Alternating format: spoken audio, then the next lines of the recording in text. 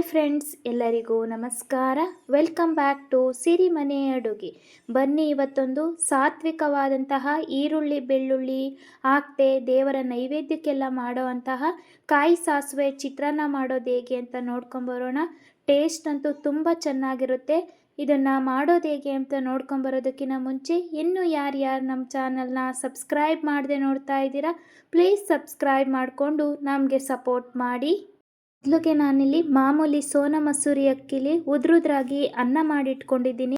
ಅದ್ರ ಜೊತೆಗೆ 1/4 ಸ್ಪೂನ್ ಆಗೋಷ್ಟು ಸಾಸಿವೆನ ತೊಗೊಂಡಿದ್ದೀನಿ, 1 ಟೇಬಲ್ ಸ್ಪೂನಷ್ಟು ಜೀರಿಗೆನ ತೊಗೊಂಡಿದ್ದೀನಿ, ಒಂದು ಚಿಕ್ಕ ನೆಲ್ಲಿಕಾಯಿ ಗಾತ್ರದ ಹುಣಸೆಹಣ್ಣನ್ನು ತೊಗೊಂಡಿದ್ದೀನಿ, ಒಂದು ಮೀಡಿಯಮ್ ಸೈಜ್ ನಿಂಬೆಹಣ್ಣಿನ ಗಾತ್ರದ ಹುಣಸೆಹಣ್ಣನ್ನು ನೆನೆ ಹಾಕಿಟ್ಕೊಂಡಿದ್ದೀನಿ, ಒಂದು 2 ಎಸಳು ಆಗೋವಷ್ಟು ಕರಿಬೇವಿನ ಸೊಪ್ಪು, ಒಂದು ಹಿಡಿ ಆಗೋವಷ್ಟು ಕೊತ್ತಂಬರಿ ಸೊಪ್ಪನ್ನ ಕಟ್ ಮಾಡಿಟ್ಕೊಂಡಿದ್ದೀನಿ, ಒಂದು 4-5 ಟೇಬಲ್ ಸ್ಪೂನ್ ಆಗೋಷ್ಟು ಫ್ರೆಶ್ ತೆಂಗಿನ ತುರಿನ ತೊಗೊಂಡಿಟ್ಕೊಂಡಿದ್ದೀನಿ, ಒಂದು 4 ಒಣಮೆಣಸಿನ್ಕಾಯಿನ ತೊಗೊಂಡಿದ್ದೀನಿ ಒಗ್ಗರಣೆಗೆ, ಒಂದು 3-4 ಹಸಿರು ಮೆಣಸಿನ್ಕಾಯಿನ ತೊಗೊಂಡಿಟ್ಕೊಂಡಿದ್ದೀನಿ, 3 ಟೇಬಲ್ ಸ್ಪೂನಷ್ಟು ಎಣ್ಣೆನ ತೊಗೊಂಡಿಟ್ಕೊಂಡಿದ್ದೀನಿ, ಸ್ವಲ್ಪ ಇಂಗು, ಕಲ್ಲರ್ಗೆ ಅರಿಶಿನ ಪುಡಿ, ರುಚಿಗೆ ತಕ್ಕಷ್ಟು ಉಪ್ಪನ್ನ ತೊಗೊಂಡಿಟ್ಕೊಂಡಿದ್ದೀನಿ. ಇಷ್ಟೇ ಇಂಗ್ರೀಡಿಯೆಂಟ್ಸಲ್ಲಿ ತುಂಬ ಟೇಸ್ಟಿಯಾಗಿರೋಂಥ ಚಿತ್ರಾನ್ನ ಮಾಡ್ಕೊಳ್ಬೋದು. ದೇವರ ನೈವೇದ್ಯಕ್ಕೆಲ್ಲ ಬಳಸ್ಬೋದು. ಇನ್ನೇನು ಧನುರ್ಮಾಸ ಪೂಜೆ ಸ್ಟಾರ್ಟ್ ಆಯಿತು. ಬೆಳಗಿನ ಗಡಿಬಿಡಿಗೆ ದೇವರಿಗೆ ನೈವೇದ್ಯ ಮಾಡಬೇಕು ಅಂದರೆ ಸಹ ಇದನ್ನು ಮಾಡ್ಕೊಳ್ಬೋದು. ತುಂಬ ಟೇಸ್ಟಿಯಾಗಿರುತ್ತೆ. ಇಂಗ್ರೀಡಿಯೆಂಟ್ಸಲ್ಲಿ ಕಡಲೆ ಬೀಜ ತೋರಿಸೋದು ಮಿಸ್ ಆಗಿತ್ತು. ಒಂದು 2 ಸ್ಪೂನಷ್ಟು ಕಡಲೆ ಬೀಜನ ಸಹ ಸೇರಿಸ್ಕೊಳ್ಳಿ. ಇವಾಗ ಮಾಡೋದು ಹೇಗೆ ಅಂತ ನೋಡ್ಕೊಂಬರೋಣ. ಮೊದಲಿಗೆ ನಾನಿಲ್ಲಿ ಒಂದು ಮಿಕ್ಸಿ ಜಾರ್ನ ತೊಗೊಂಡಿದ್ದೀನಿ. ಮಿಕ್ಸಿ ಜಾರ್ಗೆ ನಾನು ತೊಗೊಂಡಿರೋಂಥ ಸಾಸಿವೆಲಿ ಒಗ್ಗರಣೆಗೆ ಸ್ವಲ್ಪ ಸಾಸಿವೆನ ಉಳಿಸ್ಕೊಂಡು ಇನ್ನು ಮಿಕ್ಕಿರೋ ಸಾಸಿವೆನ ರುಬ್ಬೋದಕ್ಕೆ ಸೇರಿಸ್ಕೊಳ್ತಾ ಇದ್ದೀನಿ. ಜೀರಿಗೆನೂ ಸಹ ರುಬ್ಬೋದಕ್ಕೆ ಹಾಕ್ಕೊಂಡು ಒಗ್ಗರಣೆಗೆ ಸ್ವಲ್ಪ ಎತ್ತಿಟ್ಕೊಂಡಿದ್ದೀನಿ. ಬೆಲ್ಲ ಮತ್ತು ಕೊತ್ತಂಬರಿ ಸೊಪ್ಪು, ಕರಿಬೇವಿನ ಸೊಪ್ಪನ್ನ ಸಹ ರುಬ್ಬೋದಕ್ಕೆ ಹಾಕ್ತಾಯಿದ್ದೀನಿ. ಒಗ್ಗರಣೆಗೆ ಸ್ವಲ್ಪ ಕರಿಬೇವಿನ ಸೊಪ್ಪನ್ನ ಎತ್ತಿಟ್ಕೊಂಡು ಒಂದು ಹಿಡಿ ಆಗೋಷ್ಟು ಕರಿಬೇವಿನ ಸೊಪ್ಪನ್ನ ಸೇರಿಸ್ಕೊಂಡಿದ್ದೀನಿ.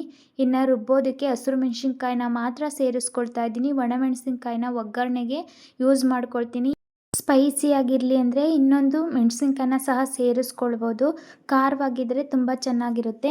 ಮತ್ತು ನಾನಿಲ್ಲಿ ಹುಣಸೆ ಹುಳಿನ ಸೇರಿಸ್ಕೊಂಡಿದ್ದೀನಿ. ನೀವು ಹುಳಿಗೆ ನಿಂಬೆ ಹುಳಿನ ಸಹ ಸೇರಿಸ್ಕೊಳ್ಬೋದು. ಕೊತ್ತಂಬರಿ ಸೊಪ್ಪನ್ನ ಸಹ ರುಬ್ಬೋದಕ್ಕೆ ಸೇರಿಸ್ಕೊಂಡಿದ್ದೀನಿ. ಸ್ವಲ್ಪ ಎತ್ತಿಟ್ಕೊಂಡಿದ್ದೀನಿ ಗಾರ್ನಿಷಿಗೆ ರೈಸ್ ಮೇಲೆ ಸೇರಿಸ್ಕೊಳ್ಳೋದಕ್ಕೆ. ತೆಂಗಿನ ತುರಿನ ಫುಲ್ಲಾಗಿ ಸೇರಿಸ್ಕೊಂಡು ತುಂಬ ನುಣ್ಣಗೂ ಅಲ್ಲ, ತುಂಬ ತರ್ತರಿಯಾಗೂ ಅಲ್ಲ. ಸಾಸಿವೆ ತುಂಬ ತರ್ತರಿಯಾಗಿ ರುಬ್ಬಿದ್ರೆ ಸಾಸಿವೆ ನುಣ್ಣಗಾಗೋದಿಲ್ಲ. ಹಾಗಾಗಿ ಒಂದು ಮೀಡಿಯಮ್ ಆಗಿ ಇದನ್ನು ಚೆನ್ನಾಗಿ ರುಬ್ಕೊಂಬರೋಣ. ನೋಡ್ತಾ ಇರ್ಬೋದು ನೀವು, ನಾನು ತುಂಬ ತರ್ತರಿಯಾಗೂ ರುಬ್ಬಿಲ್ಲ, ತುಂಬ ನುಣ್ಣಗೂ ಸಹ ರುಬ್ಬಿಲ್ಲ. ತುಂಬ ಟೇಸ್ಟಿಯಾಗಿ ಈ ಚಿತ್ರಾನ್ನ ಬರುತ್ತೆ. ಒಂದು ಸತಿ ಟ್ರೈ ಮಾಡಿ. ಇವಾಗ ಇದನ್ನು ರುಬ್ಬಿಟ್ಕೊಂಡಿರೋದಾಗಿದೆ. ಒಗ್ಗರಣೆ ಮಾಡ್ಕೊಳ್ಳೋಣ. ನಾನಿಲ್ಲಿ ಒಂದು ಬಾಣಲಿನ ಸ್ಟವ್ ಮೇಲೆ ಇಟ್ಕೊಂಡು ಅದಕ್ಕೆ ಒಂದು 2-3 ಸ್ಪೂನ್ ಆಗೋಷ್ಟು ಎಣ್ಣೆನ ಸೇರಿಸ್ಕೊಂಡು, ಎಣ್ಣೆ ಚೆನ್ನಾಗಿ ಬಿಸಿ ಆದಮೇಲೆ ನಾನು ತೊಗೊಂಡಿರೋಂಥ ಕಡಲೆ ಬೀಜನ ಸೇರಿಸ್ಕೊಳ್ತಾ ಇದ್ದೀನಿ. ಕಡಲೆ ಬೀಜ ಚೆನ್ನಾಗಿ ಕ್ರಿಸ್ಪಿ ಆಗಬೇಕು, ಅಲ್ಲಿವರೆಗೂ ಚೆನ್ನಾಗಿ ಫ್ರೈ ಮಾಡಿಕೊಂಡ್ರೆ ತುಂಬ ಚೆನ್ನಾಗಿರುತ್ತೆ. ನೀವು ಬೇಡ ಅಂದರೆ ಕಡಲೆ ಬೀಜನ ಫಸ್ಟ್ಗೆ ಫ್ರೈ ಮಾಡಿ ಎತ್ತಿಟ್ಕೊಂಡು ನಂತರ ಸಾಸಿವೆ ಜೀರಿಗೆನ ಸೇರಿಸ್ಕೊಂಡು ಒಗ್ಗರಣೆ ಮಾಡ್ಕೊಳ್ಬೋದು.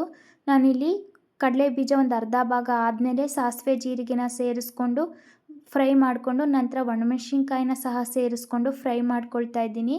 ಇವಾಗ ಸ್ವಲ್ಪ ಕರಿಬೇವಿನ ಸೊಪ್ಪನ್ನ ಸಹ ಸೇರಿಸ್ಕೊಂಡಿದ್ದೀನಿ. ಪೂಜೆ ವ್ರತಗಳಿಗೆಲ್ಲ ಇದನ್ನು ನಾವು ನೈವೇದ್ಯಕ್ಕೆ ಬಳಸ್ಬೋದು. ದೇವರ ನೈವೇದ್ಯಕ್ಕೆ ಈರುಳ್ಳಿ ಬೆಳ್ಳುಳ್ಳಿ ಹಾಕ್ತೇನೆ ಮಾಡೋ ಅಂಥ ಈ ಚಿತ್ರಾನ್ನ ತುಂಬ ಟೇಸ್ಟಿಯಾಗಿರುತ್ತೆ. ಹಳ್ಳಿ ಕಡೆ ಇದನ್ನು ಒರಳಾಡಿಸಿದ ಚಿತ್ರಾನ್ನ ಅಥವಾ ಒರಳ್ಕಲ್ಲು ಚಿತ್ರಾನ್ನ ಅಂತ ಹೇಳ್ತಾರೆ. ಅಂದರೆ ಇದನ್ನೆಲ್ಲ ನಾವಿವಾಗ ಮಿಕ್ಸಿ ಮಾಡ್ತಿದ್ದೀವಿ, ಅವಾಗೆಲ್ಲ ಒರಳ್ಕಲ್ಲಲ್ಲಿ ಅದನ್ನು ಚೆನ್ನಾಗಿ ಗ್ರೈಂಡ್ ಮಾಡಿ ಮಾಡ್ತಿದ್ರಲ್ಲ, ಹಾಗಾಗಿ ಇದನ್ನು ಒರಳಾಡಿಸಿದ ಚಿತ್ರಾನ್ನ ಅಂತ ಹೇಳ್ತಾರೆ. ಇದು ಸ್ವಲ್ಪ ಚೆನ್ನಾಗಿ ಫ್ರೈ ಆದಮೇಲೆ ನಾನು ಸ್ವಲ್ಪ ಇಂಗು ಮತ್ತು ಅರಿಶಿಣ ಪುಡಿನ ಸೇರಿಸ್ಕೊಂಡು ಒಮ್ಮೆ ಚೆನ್ನಾಗಿ ಮಿಕ್ಸ್ ಮಾಡ್ಕೊಳ್ತಾ ಇದ್ದೀನಿ. ನೀವು ಖಾರ ಬೇಕು ಅಂತ ಅಂದರೆ ಸ್ವಲ್ಪ ಒಣಮೆಣ್ಸಿನ್ಕಾಯಿನ ಸಹ ಜಾಸ್ತಿಯಾಗಿ ಸೇರಿಸ್ಕೊಳ್ಬೋದು. ನಾನಿಲ್ಲಿ ಒಂದು 4 ಸೇರಿಸ್ಕೊಂಡಿದ್ದೀನಿ. ಇವಾಗ ರುಬ್ಬಿರೋ ಅಂಥ ಪೇಸ್ಟನ್ನ ಸೇರಿಸ್ಕೊಳ್ತಾ ಇದ್ದೀನಿ. ನೀವು ಇದನ್ನು ಹಾಕ್ದಾಗೆ ಗೊತ್ತಾಗುತ್ತೆ, ಚಿತ್ರಾನ್ನ ಘಮ ತುಂಬ ಚೆನ್ನಾಗಿ ಬರುತ್ತೆ. ಇದು ಒಂದು ಸ್ವಲ್ಪ ಚೆನ್ನಾಗಿ ಮಿಕ್ಸ್ ಮಾಡಿದ ತಕ್ಷಣವೇ ನಿಮಗೆ ಆ ಫ್ಲೇವರು ಗೊತ್ತಾಗುತ್ತೆ, ತುಂಬ ಚೆನ್ನಾಗಿರುತ್ತೆ ಚಿತ್ರಾನ್ನ ಅಂತೇಳಿ. ಒಂದು ಸರಿ ಚೆನ್ನಾಗಿ ಈ ಥರ ಮಿಕ್ಸ್ ಮಾಡಿಕೊಂಡು ಮಿಕ್ಸಿ ಜಾರಿಗೆ ಒಂದು 2 ಸ್ಪೂನಷ್ಟು ನೀರನ್ನು ಸೇರಿಸ್ಕೊಳ್ತಾ ಇದ್ದೀನಿ. ಜಾಸ್ತಿ ನೀರನ್ನು ಸೇರಿಸೋದಕ್ಕೆ ಹೋಗಬೇಡಿ, ಆ ಮಿಕ್ಸಿ ಜಾರಲ್ಲಿರೋವಂಥದ್ದು ವೇಸ್ಟ್ ಆಗಬಾರ್ದು ಅನ್ನೋ ಕಾರಣಕ್ಕೆ ಒಂದು 2 ಸ್ಪೂನಷ್ಟು ನೀರನ್ನು ಸೇರಿಸ್ಕೊಂಡು ನಾನು ಮಿಕ್ಸ್ ಮಾಡ್ಕೊಂಡಿದ್ದೀನಿ. ಈ ಥರ ಚೆನ್ನಾಗಿ ಕುದಿ ಬಂದಾದಮೇಲೆ ನಾನಿಲ್ಲಿ ಹುಣಸೆ ಹುಳಿನ ಸೇರಿಸ್ಕೊಳ್ತಾ ಇದ್ದೀನಿ. ನಿಮಗೆ ಹುಣಸೆ ಹುಳಿ ಇಷ್ಟ ಆಗೋದಿಲ್ಲ ಅಂದರೆ ಸ್ಕಿಪ್ ಮಾಡಿಕೊಂಡು ನೀವು ರೈಸ್ನ ಸೇರಿಸಿದಾಗ ನಿಂಬೆ ಹುಳಿನ ಸಹ ಸೇರಿಸ್ಕೊಳ್ಬೋದು. ನಾನಿಲ್ಲಿ ಹುಣಸೆ ಹುಳಿ ಸೇರಿಸಿನೇ ಮಾಡ್ಕೊಂಡಿದ್ದೀನಿ.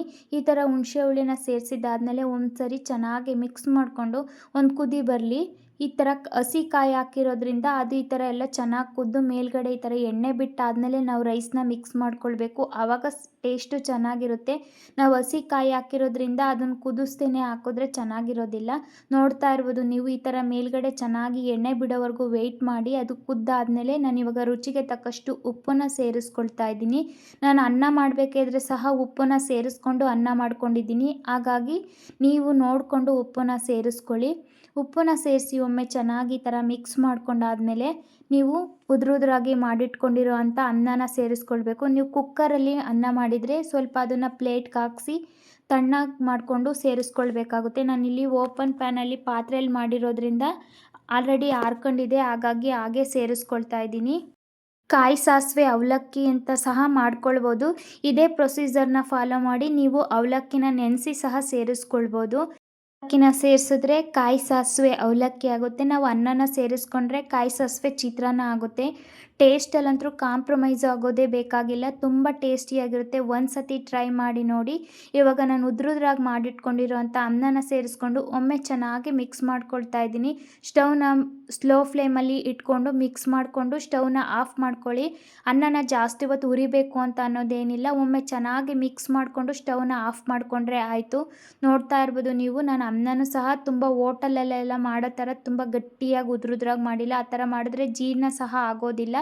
ಈ ಥರ ಮಾಡಿಕೊಂಡ್ರೆ ಸಾಕು, ಟೇಸ್ಟು ಚೆನ್ನಾಗಿರುತ್ತೆ, ಚೆನ್ನಾಗಿ ಡೈಜೆಷನ್ನು ಸಹ ಆಗುತ್ತೆ. ಈ ಥರ ಚೆನ್ನಾಗಿ ಒಮ್ಮೆ ಮಿಕ್ಸ್ ಮಾಡಿಕೊಂಡು ಸ್ಟವ್ನ ಆಫ್ ಮಾಡಿಕೊಂಡ್ರೆ ಈಸಿ ಆ್ಯಂಡ್ ಟೇಸ್ಟಿ ಆಗಿರೋ ಅಂಥ ಕಾಯಿ ಸಾಸಿವೆ ಚಿತ್ರಾನ್ನ ರೆಡಿ ಆಯಿತು.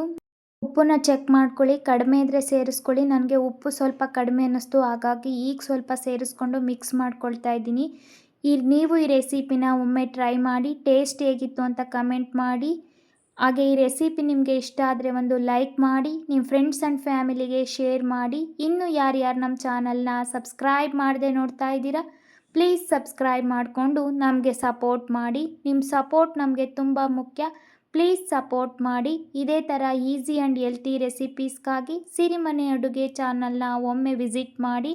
ನೆಕ್ಸ್ಟ್ ವಿಡಿಯೋದಲ್ಲಿ ಸಿಗ್ತೀನಿ ಫ್ರೆಂಡ್ಸ್. ಅಲ್ಲಿವರೆಗೂ take care, bye. Thank you for watching.